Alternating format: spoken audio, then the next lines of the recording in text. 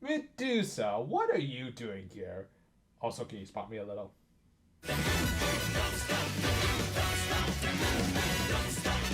Much like Toei's other shows from this same morning block, we opened this week with everyone celebrating Tanabata, the Japanese holiday, about two literal star-crossed lovers who were separated by the Milky Way. For Shabe, she saw herself as Orihime, no not that one, and Bundoyo as her Hikiboshi. 職務の時にしか会えない私たちはまるで織姫と彦星のよう。 I mean, I think there are some other complications that are preventing you two from hooking up, but hey, we don't judge around these parts. Thankfully, before any more uncomfortable questions could be asked, Diesel and Homura arrived and got pretty much the reaction most Sentai kids would give at most events. However, in the context of this show, they couldn't move around so freely, especially from a physical standpoint, as they were starving. Well, look on the bright side, you two, at least you're finally in the opening. And the incorporation wasn't bad. I mean, it was at least better than some pre-cure openings I can think of. Granted, I was kind of expecting them to be in this initial lineup,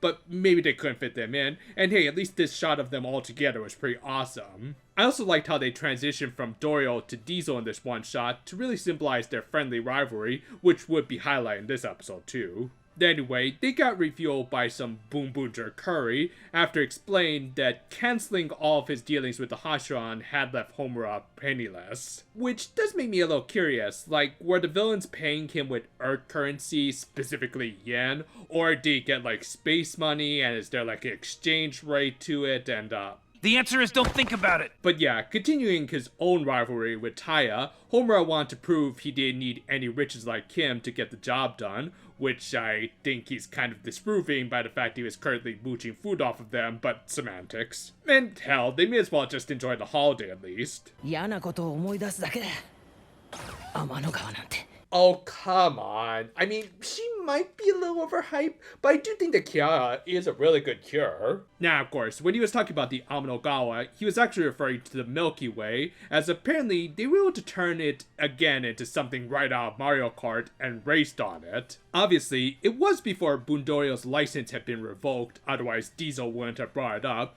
but he still had some bad memories from it for reasons we'd learn in just a bit. Meanwhile though, the Hashiran, having been inspired by some lady who was cashing in her paycheck, turned an ATM machine into a monster of the week. Why do people say ATM machine? Who said that?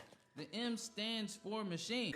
Interestingly, it was voiced by Koki Miyata, who's probably best known for playing characters like Hanataro from Bleach, Chihiro from Danganronpa, and Demi Devamon from Digimon. For Super Sentai, he's probably best known as the voice of Datus from Goseiger, who was basically a living arcade machine meant to encourage the kids to waste their coins on him IRL. Okay, but seriously, he was a likable enough character in that show, and even acted as a significant power-up for their mech. Which, now that I think about it, I don't think we've seen him since the Shinkenger crossover.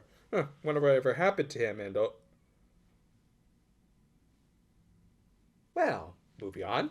Going back to the living mascot characters, Bundorio shared his story about his race on the Milky Way. As it turned out, part of the race included a risk and reward section, where there was a fork in the road, one that led down the regular track, and the other that led down a legal shortcut over a very dangerous jump. Bundorio chose the former, while Diesel chose the latter. And of course, he made the jump and eventually won the race. Now to be fair, Dorio probably chose the more practical route, but for his racer pride, it was a sign of his own cowardice. A simple yet very understandable tale for our resident robot mascot. However, the other formerly good mascot was causing trouble, so the Boonboomger came in with probably my new favorite roll call of this season.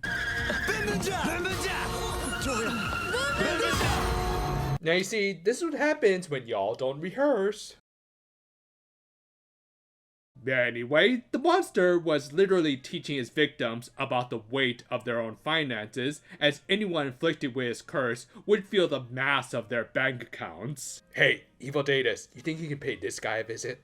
obviously, this would be especially deadly on another 1%er like Taya, so for once, he did have a legit reason for why he had to retreat from this battle. I like this because it gave everyone else some time to shine, including using some clever tactics like having Joe be their shield.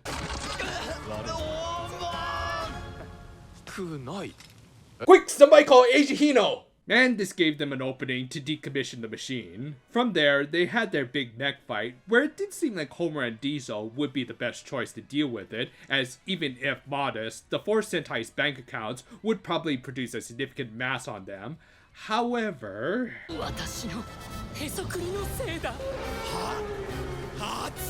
Oh, come on, Diesel. Everyone knows real friends don't hide their Swiss bank accounts from each other. Thus, it fell on the Boon Robo, but again, they couldn't risk having the monster's curse be placed on them. Fortunately, this was where they rather cleverly tied back to Dorio's backstory, because whether or not he was truly afraid to fly back then, he at least now had a bunch of friends to support him, as well as a handy gimmick that they were borrowing from Mega Ranger. Yep, they basically pulled a Wing Mega Voyager, which, yeah, fun fact, Power Rangers in space needed to keep most of their mech names, as they were written in plain sight in the Sentai footage. Anyway, they were able to fight off the evil money machine, but they still needed an effective, and if at all possible, very over-the-top way of finishing it off. This was when Taya rejoined the fight, which again was at least mostly handled by his teammates, and the only reason he was here was pretty much because, screw the rules, he had the money, and they purposely let the monster inflict its curse on them while they were directly above it.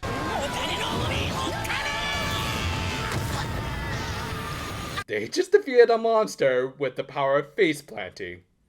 Yeah, I kind of love the season. With that, Bundorio shared an awesome bro fist with his fellow giant robot to really highlight how he's at least competing with Joe as this show's best boy. I mean, he's probably not going to win, but still good effort and nice character development. And the episode ended with everyone writing their Tanabata wishes and creepily looking at the audience with their decapitated heads. This was a really enjoyable little episode to further flesh out Bundoyo's character, as well as his relationship with his frenemy.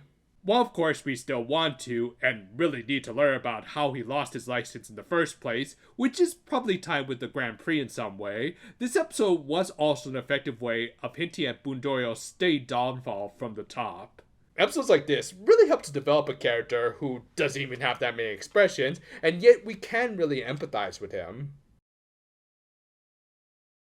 It seems like a critical flaw in Bundoyo's character has been his inability to really let go of the past. Sure, most of the time, he acts like a happy-go-lucky, curry-making robo-man, but between his initial inability to bury the hatchet with Diesel and losing one race, it's clear that he's bottling up a lot of stuff. Hell, the fact that said rival had mostly forgotten about that race really served to highlight his insecurities and make him an interesting character who we want to see overcome such flaws. Again, not unlike his VA's other major role, who the head writer of the show just so happened to write as well. But yeah, along with the good character work, the Monster of the Week was also a lot of fun. It had a unique ability that would act as a clever kryptonite for Taya specifically, and Koki Miyata's performance was pretty hilarious. Granted, that might have been due to me really liking his other roles, but still a good fight with the debut of an awesome new combination. And overall, this is just a solid and fun episode rich in laughs and strong character work. This week, we're starting to review 2 new anime for this season, one of which we managed to get done a little early thanks to some help from overseas. I will say, Nokotan had a pretty fun first episode that really makes me look forward to the rest of the series. Though the fan subs we got ahead of the official ones were pretty bad, so we actually had to put in some of our own. Regardless, I think we managed to get across all of our thoughts, and the next one should be out next Monday. Look forward to it, as well as the other series we'll be reviewing for the season. And until then though, for now my friends,